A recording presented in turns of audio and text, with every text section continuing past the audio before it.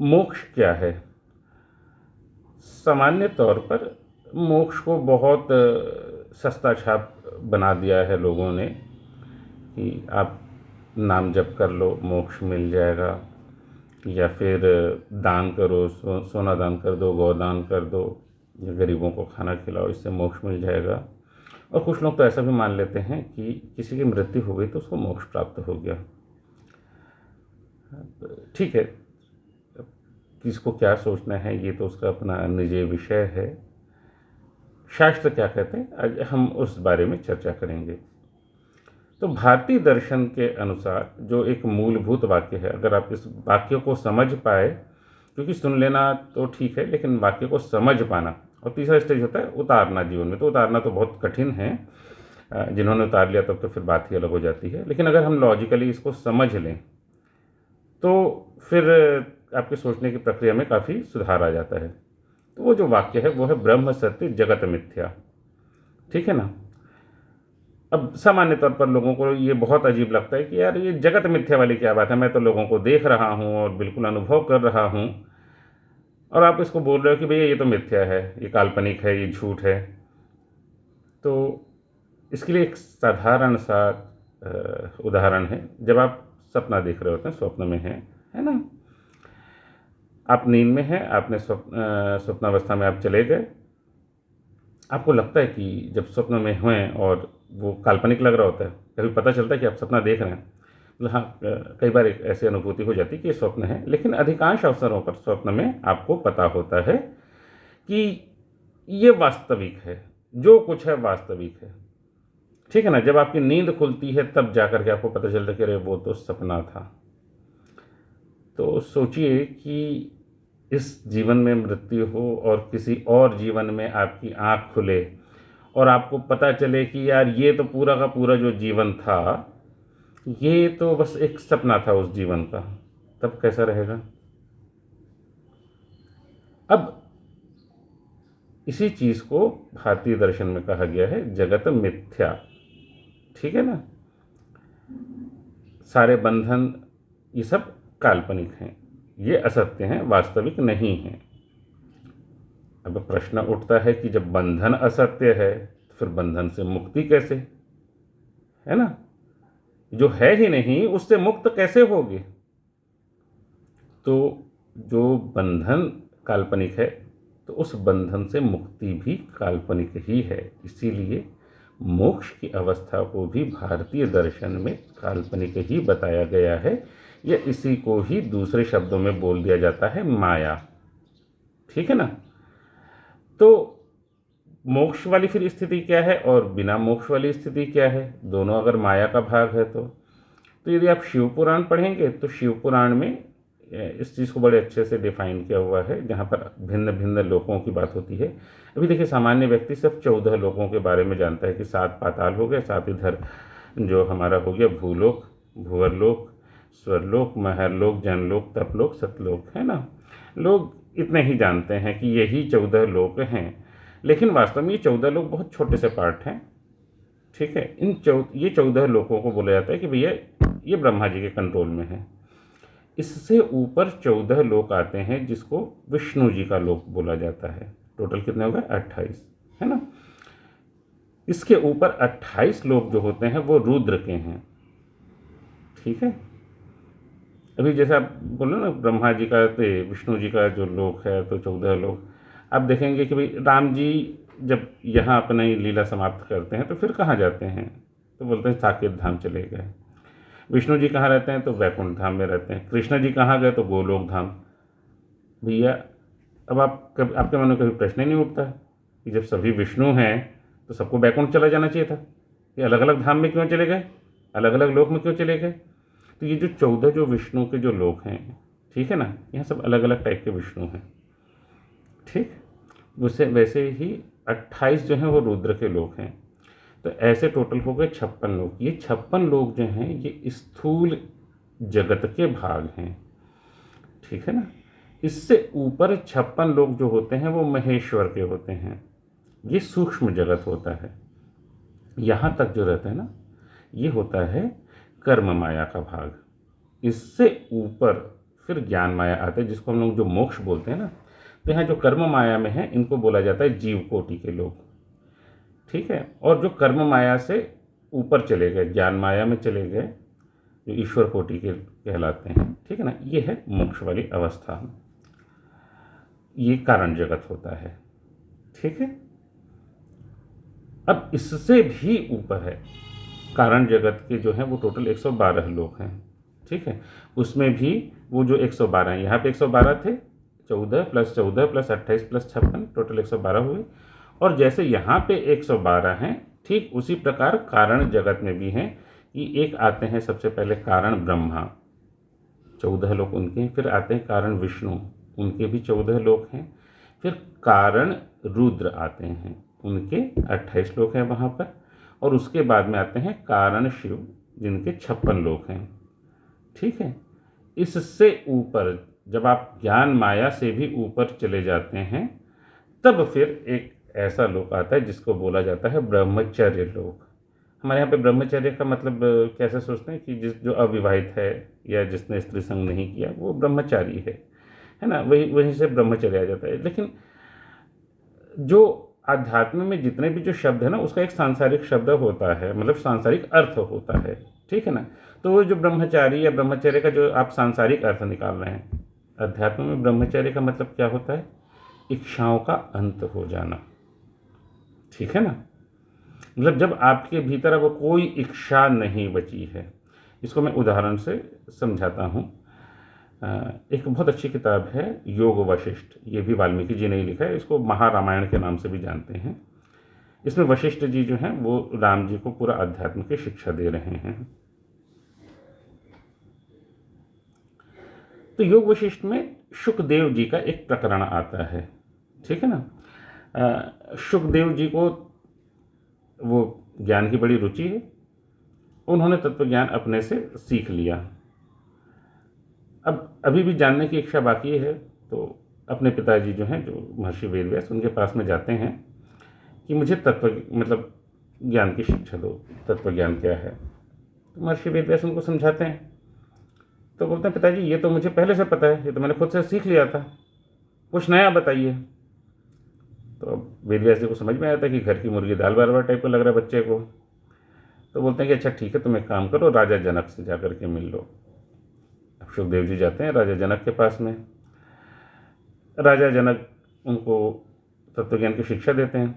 तो सुखदेव जी बोलते हैं कि देखिए मैंने खुद से इस चीज़ को जान लिया था, फिर पिताजी से पूछा तो उन्होंने भी यही बताया, अब आपसे पूछ रहा हूँ तो आप भी यही बता रहे हैं। तो राजा जनक बोलते हैं कि बेटा जो कुछ है वो यही है, इसके अतिरिक्त अब जानने के लिए तुम्हारे पास कुछ नहीं बचा। तो वो सुखदेव जी बोलते हैं अच्छा कुछ नहीं बचा? बोले कि हाँ, सब कुछ जान लिया तुमने। अब सुखदेव जी को ये समझ में आया था कि अब जानने के लिए कुछ नहीं बचा, तो मतलब क्या है, जानने की इच्छा अब समाप्त हो गई, अब जानने के लिए कुछ बचा ही नहीं है। वहाँ से वो निर्विकल्प समाधि में बैठते हैं और उनके विषय में लिखा जाता है कि फिर वो ब्रह्म में विलीन हो गए। ये जो स्टेज है ना, ब्रह्म में विलीन हो जाना, ये यहीं से आता है ब्रह्मचर्य, और यही जो है हमारा अंतिम लक्ष्य है, ठीक है ना। अब यहाँ पर लोगों को लगता है कि यार 112 लोग इधर हैं, फिर 112 लोग उधर हैं, 224 हो गए, उसको पार करके फिर 225वें लोक में जाना है, ये तो अत्याचार है, ठीक है ना। तो ये तो असंभव है, लोगों को ऐसे ही लगता है। लेकिन असंभव जैसा कुछ नहीं है, ये बिल्कुल संभव है। आप इस चीज़ को सोचिए कि अभी तो आप मनुष्य हैं, है ना, इतना एक ठीक ठाक शरीर है, 5 फीट 6 फीट का शरीर है आपके पास में, और अपनी तुलना कीजिए एक चींटी से। वो चींटी आपको देख करके क्या सोच रही होगी, पता नहीं कैसा राक्षस है यार, चलता है तो 100 चींटियाँ दब जाती है इसके पैर के नीचे, हम आग वाग जला करके चींटियों को मार देते हैं, ठीक है ना। तो उसको लगता होगा कि भाई ये राक्षस है, आग उगलता है, उसको थोड़ा ना पता है कि आप माचिस का प्रयोग कर रहे हो या ये इतनी जो चीज़ें हैं, ठीक है ना। उसको तो ये लग रहा है कि भैया ये राक्षस जो है ये आग उगल देता है, ये पानी फेंक देता है, मतलब उसको लगता है कि भैया हम पानी पे भी नियंत्रण कर लेते हैं। चींटी को भी ऐसा लगता होगा। अब आप सोचिए कि कभी ना कभी तो आप भी चींटी रहे होगे, वहीं से तो विकास करके यहाँ तक आए हो, तो उस चींटी से विकसित होकर के आप यहाँ तक आ गए। अब साइंस में पढ़े होगे ना, अमीबा पैरामीशियम जो एक कोशीय जीव हैं, शुरुआत तो वहाँ से हो रही है। वो जो अमीबा पैरामीशियम है उसको लगता होगा कि चींटी, यार चींटी तो बहुत पावरफुल है, हैं, इतने सारे हाथ पैर हैं इसके, इतना बड़ा शरीर है। अब आप सोचिए कि आप अमीबा पैरामीशियम से डेवलप होते होते चींटी बने, चींटी से डेवलप होते होते मनुष्य बन गए। तो इतनी लंबी यात्रा तो कर चुके हो, थोड़ी सी यात्रा ही तो और बची है। और उस जगह पर हो जहाँ से बुद्धि पूरी तरह से विकसित हो चुकी है, जहाँ पे आप चीज़ों को समझ सकते हो, है ना, आप किताब पढ़ सकते हो, आप लोगों से आध्यात्म की बातें कर सकते हो। तो असंभव जैसा कुछ नहीं है यहाँ पे, पहले तो इस चीज़ को समझ लो। अब यहाँ पर हम देखते हैं कि जो ब्रह्मा जी का जो सत्यलोक है उसके बारे में, जो सत्यलोक का मतलब ही क्या है इस चीज़ को समझिए। सत्यलोक आता है, फिर विष्णु जी का लोक उसमें बोला गया क्षमा लोक, रुद्रदेव का जो है वो शुचिता लोक, ठीक है ना, फिर महेश जो हैं उनका जो लोक है वो अहिंसा लोक कहलाता है, और उसके बाद में फिर आता है ब्रह्मचर्य लोक। तो इस चीज़ को समझिए, यहाँ पे लोक शब्द जोड़ दिया गया है, आप इसको सामान्य ढंग से समझ लीजिए, सत्य, क्षमा, शुचिता, अहिंसा और ब्रह्मचर्य, है ना। तो सबसे पहले बात तो ये कि सत्य में जीना सीखिए। ध्यान रखिए, यहाँ पे बात सिर्फ सत्य बोलने की नहीं है, सत्य में जीना। सत्य में जीना एक अलग ही चीज़ हो जाती है। सत्य बोलना तो ठीक है, आपको लगता है कि आप सत्य बोलते हैं, ठीक है ना, ठीक। वैसे सत्य तो पूरी तरह से हम लोग कोई बोलते नहीं हैं, सभी अपने अपने औकात जान रहे हैं, ठीक है ना। आप दुनिया को झूठ बोल सकते हो, अपने आप को तो झूठ नहीं बोल सकते हो। लेकिन सत्य, चलो अगर किसी को लग रहा है या कोई वास्तव में सत्य बोल भी रहा है, तो क्या वो सत्य में जी रहा है? ये बहुत इम्पॉर्टेंट है, सत्य में जीना। सत्य में जीने का मतलब क्या होता है कि आपके पास में पूरी तरह से ज्ञान होना चाहिए, है ना। अभी मैंने कह दिया कि भाई बाहर बारिश नहीं हो रही है, मेरे को पता ही नहीं कि बाहर बारिश हो रही है नहीं हो रही है, मैंने उसको जाने बगैर बोल दिया क्योंकि मैंने मान लिया था। अभी हम लोगों को लगता है मैं बहुत अच्छा इंसान हूँ, सबको अपने बारे में लगता है मैं बहुत अच्छा इंसान हूँ। तो एग्जैक्ट आप किस लेवल पर बैठे हो, आपने क्या इसका कैलकुलेशन किया है? आप में क्या क्या अच्छाई है, क्या क्या बुराई है? यहाँ पे समस्या बुराई की नहीं है, लेकिन पता तो हो कि आप में क्या अच्छाई है और क्या बुराई है, ठीक है ना। और इसको अच्छाई या बुराई के रूप में मत देखिए, बल्कि इसको ये देखिए कि आपके क्या क्या गुण हैं। एक व्यक्ति बहुत क्रोधी है, ठीक है, इसको आप बुराई के रूप में मत देखिए, कम से कम एक गुण के रूप में देखिए। ऋषि दुर्वासा थे, रुद्र अवतार बोला जाता है, भाई शिव जी के अवतार हैं वो, है ना, लेकिन बड़े क्रोधी। तो क्रोधी होना कोई बहुत गंभीर समस्या नहीं है, बशर्ते कि आपको पता हो कि आप क्रोधी हो, आप लोभी हो, आपको धन का लोभ है, ठीक है ना, कोई बात नहीं, या आपको अच्छे खाने का लोभ है, या आपको मान सम्मान का लोभ है, पता तो होना चाहिए कि मेरा ये नेचर है, ठीक है ना। तो ऐसे जब आप अपनी साइकोलॉजी को एनालाइज करेंगे, तब जा कर के आपको समझ में आएगा कि आप वास्तव में क्या हो। तो सत्य में जीना इस ढंग से होता है, ठीक है ना। अभी समझ में आ रहा होगा कि हम लोग सत्य में जीने के वो 1% पे भी नहीं बैठते हैं। तो सबसे पहले तो इंसान को शुरुआत करना है कि वो सत्य में जिए। देखिए, 4 लोग क्या सोच रहे हैं वो एक अलग विषय है, लेकिन मैं अपने बारे में क्या जानता हूँ ये बहुत महत्वपूर्ण है ना। सांसारिक जीवन जीने के लिए बहुत कुछ करना पड़ता है, ठीक, लेकिन अपने बारे में पता तो होना चाहिए, क्योंकि जब अपने बारे में पता ही नहीं है तो फिर हम क्या करेंगे, मतलब बात ही खत्म हो जाती है। अब ये बोला जाता है कि जो सत्य में जीता है तो फिर उसकी वाणी सत्य हो जाती है, मतलब उसने सत्य को सिद्ध कर लिया,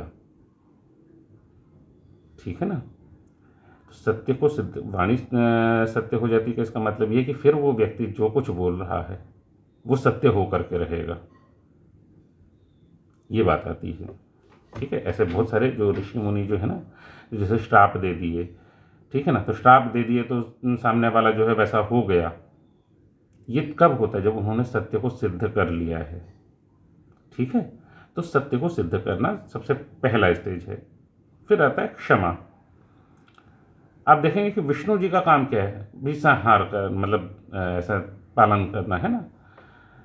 और सामान्य तौर पर विष्णु जी ने लोगों को मार पीटा पिटाई ही किया है, रावण को मारे, कंस को मारे, है ना। सहस्त्रार्जुन को मारा गया, उसके बाहें काट दी गई। तो या नरसिंह अवतार है, वराह अवतार है, इन सब ने क्या किया है, भी शक्ति है। और शक्ति के लिए, शक्ति उसी व्यक्ति को शोभा देती है जिसमें क्षमा करने का गुण हो। ये बात आ रही समझ में? अगर आप में क्षमा करने का गुण विकसित नहीं होगा तो आप उस असीम शक्ति के अधिकारी नहीं हो सकते, ठीक है ना। नहीं तो फिर आप विध्वंस करोगे। ये इस पे शांति से विचार कीजिएगा। इसलिए क्षमा का जो भाव है ये बहुत महत्वपूर्ण है। जो व्यक्ति क्षमा कर सकता है वही फिर न्याय अन्याय का भेद कर सकता है, ठीक है ना। जो व्यक्ति क्षमा कर सकता है वही व्यक्ति किसी दोषी को उसके अपराध के बराबर ही दंड दे सकता है। जिसमें क्षमा का भाव नहीं होगा वो किसी को या तो अपराध से कम या फिर अपराध से अधिक दंड दे सकता है, ठीक है। तो इसीलिए क्षमा का जो भाव है जब ये विकसित हो जाता है तब आप विष्णु के तुल्य हो जाते हैं। फिर शुचिता। शुचिता, बाह्य शुचिता तो बहुत छोटी सी चीज है ना।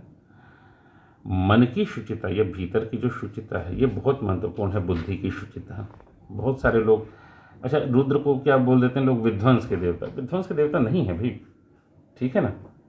विध्वंस का देवता यहाँ पे कोई नहीं होता हमारे यहाँ पे। ये इस चीज को शांति से समझिएगा। रुद्र जो है वो ज्ञानी आदमी है। विश्वगुरु किसको बोलते हैं? शिव जी, ठीक है ना। और शिव पुराण में क्लियरली लिखा है शिव और विष्णु में भेद करने वाला पापी है और विष्णु और रुद्र में भेद करने वाला पापी है, ठीक है ना। और शिव और रुद्र में भेद करने वाला पापी मतलब रुद्र को शिव जैसा ही माना जाए। अच्छा, बहुत सारे लोगों को रुद्र और शिव का अंतर नहीं पता या महेश का अंतर नहीं पता। तो अभी जैसे हमने लोगों की बात की तो उससे आप समझ सकते हैं कि रुद्र, महेश और शिव जो हैं ये इसमें बेसिक अंतर क्या है। लेकिन ये सिर्फ पदों के हिसाब से मानने वाली बात है, मतलब चीज़ों को जानने वाली बात है। आप रिस्पेक्ट में ना, तो आप बहुत सारे लोग जो वैष्णव और शैव आपस में लड़ते रहते हैं ना कि विष्णु बड़े हैं, शिव बड़े हैं, फलाना ठिकाना, एकदम बेवकूफ़ी भरी बात है। शास्त्र ने क्लियर शब्दों में कहा है कि भैया शिव और विष्णु में, शिव और नारायण में कोई भी भेद जो करेगा वो पापी है। विष्णु और रुद्र में भेद करने वाला पापी है, ठीक है ना। तो अभी इस चीज़ को समझिए कि शुचिता जो हम बात कर रहे थे, तो शुचिता अभी हमारे जो मन में जो है ना वो भयंकर किस्म की चीज़ें चलते रहती हैं, ठीक है ना। तो ये जो विचारों में जो एकदम शुद्धता आ जाए, कभी गलती से भी हमारे मन में कोई भी बुरा विचार नहीं आएगा, ठीक। सिंपल सी बात है कि जो व्यक्ति गुरु के पद पर बैठा है अगर उसके भीतर दुर्भावना वाली बात आ गई या कुछ गलत विचार आ गए तो शिष्य तो बेचारे वैसे ही बनेंगे। वो गुड़ वाली कहानी तो सुने होंगे ना। अब बता देता हूँ कि एक महिला है, काम घरेलू नौकरानी का काम करती है, पति नहीं है, एक बेटा है, इकलौता बेटा है, छोटा बच्चा है।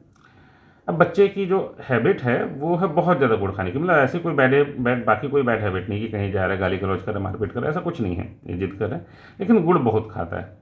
अब माँ बहुत परेशान है कि यार इसको तो मतलब गुड़ के ढेर में बिठा दो तो साफ़ कर दे, ठीक है ना। तो अचानक उसको पता चलता है कि हमारे यहाँ पे शहर में एक बहुत सिद्ध महात्मा आए हुए हैं, शहर के बाहर में उनका शिविर लगा है और उनके लिए कुछ भी असंभव नहीं है। तो इसको लगता है कि यार मैं भी अपने बेटे को ले जाती हूँ, शायद ठीक कर दें। तो एक दिन अपने काम से छुट्टी लेती है, बस में बैठ करके जाती है बेटे को लेकर के शहर के बाहर, वहाँ शिविर में जाती है। लंबी लाइन लगे रहती है, अपनी बारी का वेट करती है। इसकी बारी आती है तो बताती है संत महात्मा जी को कि स्वामी जी ऐसा ऐसा किस्सा है कि मेरा बेटा बहुत गुड़ खाता है, तो आप एक बार कुछ कर दें इसके लिए तो अच्छा रहेगा। तो वो जो संत महात्मा है बोलते हैं कि अच्छा ठीक है बेटा, 1 सप्ताह के बाद इसको फिर से लेके आना। तो बोलती है कि देखिए मैं बहुत गरीब हूँ, एक दिन की छुट्टी ली हूँ तो पैसा कट गया है मेरा, बस का भी खर्चा लगा है, तो अगर आज ही आप कुछ इलाज कर देते इसका। तो बोलते हैं कि नहीं बेटा, इसका इलाज तो 1 हफ्ते बाद ही संभव है। तो बोलती ठीक है। फिर अगले हफ्ते जाती है, फिर वही लंबे चौड़ी प्रक्रिया, ठीक है ना, लाइन लगाती है। फिर उसका नंबर आया तो अब गए संत महात्मा के सामने, बच्चे को लेके गई। तो वो महात्मा जी बोलते हैं कि बेटा अब से गुड़ कम खाना और माँ जितना बोलेगी उतना ही खाना। तो बच्चा बोलता है ठीक है। तो अब ये महिला पूछती कि स्वामी जी हो गया? तो बोले हाँ हो गया, अब ले जाओ इसको, अब बात मानेगा तुम्हारी। तो बोलते कि पक्का? तो बोले हाँ हाँ पक्का। तो बोलते तो ये काम आपने पिछले हफ्ते क्यों नहीं कर दिया? आप क्या है ना कि आप संसार को अभी देख नहीं रहे हो, वहाँ कितनी समस्या है। आपको तो क्या है, बैठे ठाले सब चीज़ मिल जा रहा है, इतना बढ़िया शिविर बना है, इसके लिए आपको कुछ करना नहीं है, आपके भक्त लोग सब कर देते हैं, पैसे की कोई दिक्कत नहीं आती आपको, ठीक है ना। आपको जो खाना पीना है वो तो सब मुफ्त में आ जा रहा है, तो इसलिए आपको मेरा दर्द समझ में नहीं आ रहा है कि क्या समस्या है। तो बोलते हैं कि देखो बेटा ऐसा है कि तुम जब पिछले हफ्ते आई ना, तो एक्चुअली मेरी भी बहुत हैबिट रही है गुड़ खाने की। मैं भी अनियंत्रित रूप से गुड़ खाता था, तो मुझे पहली बार समझ में आया कि अच्छा ये समस्या है गुड़ खाना, मतलब गुड़ खाना भी किसी के लिए समस्या हो सकती है। अब मैं खुद गुड़ खा रहा हूँ दबा के, और मैं तुम्हारे बेटे को समझाऊंगा कि गुड़ कम खाओ या ना खाओ, तो या तुम्हारा बेटा मानेगा? तो पिछले 1 हफ्ते से मैंने गुड़ खाना बंद कर दिया, बिल्कुल एकदम नियंत्रित कर दिया कि नहीं, क्या मैं बिना गुड़ खाए भी रह सकता हूँ? तो मैंने देखा कि हाँ ठीक है, 1 सप्ताह जब मैंने इसका अभ्यास कर लिया, अब मैंने तुम्हारे बेटे से कहा तो अब ये मेरी बात मानेगा। अगर पिछले हफ्ते मैंने यही बात बोला होता तो तुम्हारा बेटा नहीं मानता। तो ये जो प्रभाव है ना गुरु का, कि गुरु की भीतर की दशा कैसी है उसके आधार पर शिष्य सीखते हैं। अब जिस गुरु के भीतर ही शुचिता का भाव नहीं होगा, उसके शिष्य क्या शुचिता पालन करेंगे? इसका मतलब क्या होगा? अधर्म का ही विस्तार होगा, पाप का ही विस्तार होगा, है ना। तो इसीलिए जब आपके भीतर शुचिता का भाव आ जाता है, तब फिर आप जो हैं वो रुद्र पद तक के पहुंच जाते हैं। अब अहिंसा, ठीक है ना, हम लोग अहिंसा मतलब हिंसा को हम लोग कैसे देखते हैं? किसी ने किसी को मार पीट दिया वही हिंसा है। लेकिन हमारे यहाँ पे जो स्थूल रूप से जो कार्य किया जाता है ना, उसको उसका बहुत ज़्यादा महत्व नहीं है, ठीक है ना, वो एक छोटा सा भाग है। बोला जाता है अगर मन में कुछ हो गया, ठीक है ना, मन में कोई विचार आ गया तो आधा कर्म तो वहीं हो गया। तो कर्म यहाँ पे 3 टाइप के होते हैं, एक मन से होता है, एक शब्द से होता है और एक शरीर से होता है, ठीक है ना। तो मन वचन कर्म जो बोलते हैं ना, तो ना कोई मानसिक हिंसा होनी चाहिए, ना कोई शाब्दिक हिंसा। और जब मानसिक और शाब्दिक हिंसा ही नहीं है तो शारीरिक हिंसा तो वैसे भी नहीं होगी।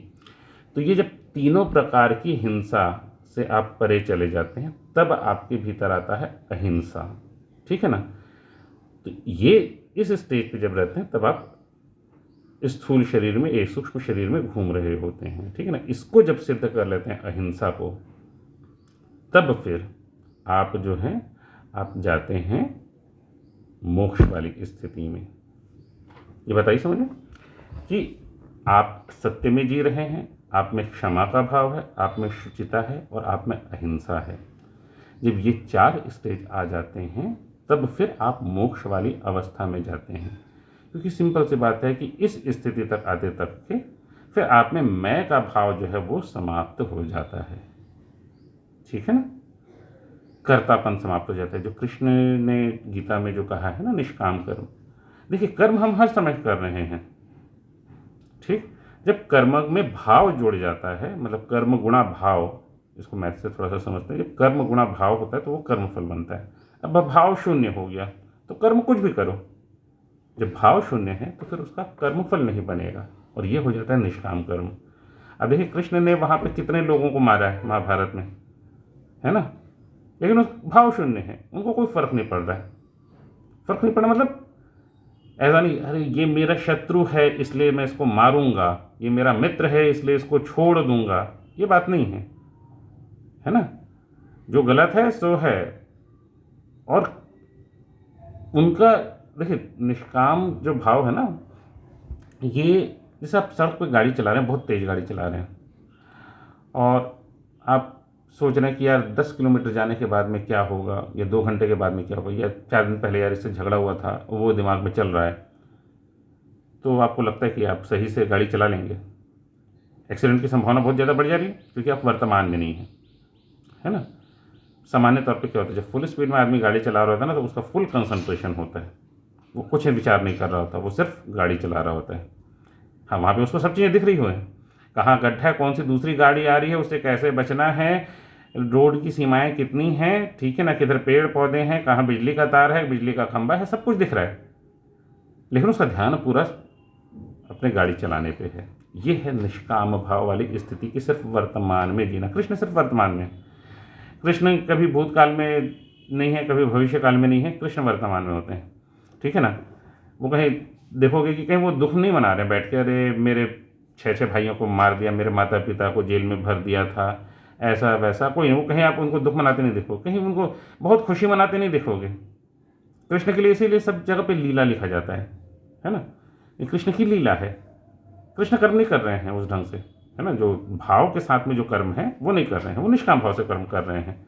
तो ये है निष्काम कर्म। तो जब आप ये चारों लोग को पार कर लेते हैं, या चारों स्टेज पार कर लेते हैं, तब वास्तव में आप मोक्ष वाली स्थिति में जाते हैं। मोक्ष वाली स्थिति के बारे में क्या कहा जाता है कि यहाँ पे सुख दुख की कोई अनुभूति नहीं होती, ठीक है ना। कर्तापन समाप्त हो गया तो सुख दुख कहाँ से होगा। दिन रात में मतलब समय की कोई सीमा नहीं है, कोई किसी प्रकार का ऐसा बंधन नहीं है, ठीक है ना। बंधन मुक्त लोग हैं ये लोग। लेकिन फिर क्या कर रहे हैं वहाँ पे, ये साइंटिस्ट लोग हैं, ठीक है ना, रिसर्च कर रहे हैं। ये ज्ञान माया है, ठीक है ना। तो ज्ञान में ये 3 टाइप के वहाँ पे विषय होते हैं। एक सतोगुण पे ये रिसर्च कर रहे हैं, एक तमोगुण पे रिसर्च कर रहे हैं, और एक रजोगुण पे भी रिसर्च कर रहे हैं। अब ये किस ढंग से काम करता है, इस चीज़ को समझिए। अच्छा, पहले यहाँ पे ये चीज़ भी कंफर्म कर देते हैं। अब जब ज्ञान भी सारा पा लिए, जो सुखदेव जी का जो प्रकरण जैसे बताया मैंने, जब पूरा ज्ञान प्राप्त कर लिए, तो उसके बाद में फिर आप चले जाते हैं ब्रह्मचर्य स्थिति में, ब्रह्मचर्य लोक में, ठीक है ना, जहाँ पे सारी इच्छाएं समाप्त हो गई। यहाँ पे आप एक्चुअल में साकार ब्रह्म की स्थिति में होते हैं। इस जगह के विषय में लिखा गया है कि जो आदिशिव हैं और प्रकृति जो हैं, आदिशक्ति जो हैं, ये यहाँ पर स्थित होते हैं, ठीक है। अब आदिशिव और आदि प्रकृति क्या है, ये आदिशक्ति क्या है। तो जो निराकार ब्रह्म है, उन्होंने जब साकार रूप की कल्पना किया, ध्यान रखें ये भी साकार रूप की कल्पना ही है, साकार रूप भी वास्तविक नहीं है, ठीक है ना। जो वहाँ पे सुखदेव जी के बारे में बोले, अब ज्ञान तो प्राप्त हो गया, ज्ञान की सारी इच्छा भी समाप्त हो गई, उसके बाद में निर्विकल्प समाधि पे बैठे, फिर वो ब्रह्म में विलीन हुए। तो जब ज्ञान की भी इच्छा समाप्त हो गई, तो वो एक्चुअली ब्रह्मचर्य लोक में पहुँच गए हैं, और फिर जब वो निर्विकल्प समाधि में बैठे, फिर उन्होंने ब्रह्म में अपने आप को विलीन कर लिया, मतलब निराकार ब्रह्म में कन्वर्ट हो गए, ठीक है ना। ये है अंतिम अवस्था। और जो साकार रूप है, ठीक है, ये माया का भाग नहीं है, लेकिन ये भी काल्पनिक ही है। निराकार ब्रह्म ने साकार रूप की कल्पना किया। साकार रूप के 2 भाग हैं, पुरुष और प्रकृति, ठीक है ना। इन्हीं को ही हम आदिशिव या परमात्मा बोलते हैं, ठीक है ना।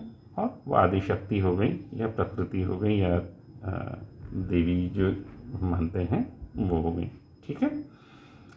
तो ये जो स्टेज है, यहाँ तक के हम जाते हैं, और उसके बाद में फिर निर्विकल्प समाधि में रह करके हम अपने आप को ब्रह्म में विलीन कर लेते हैं। ये अलग अलग स्टेजेस हैं।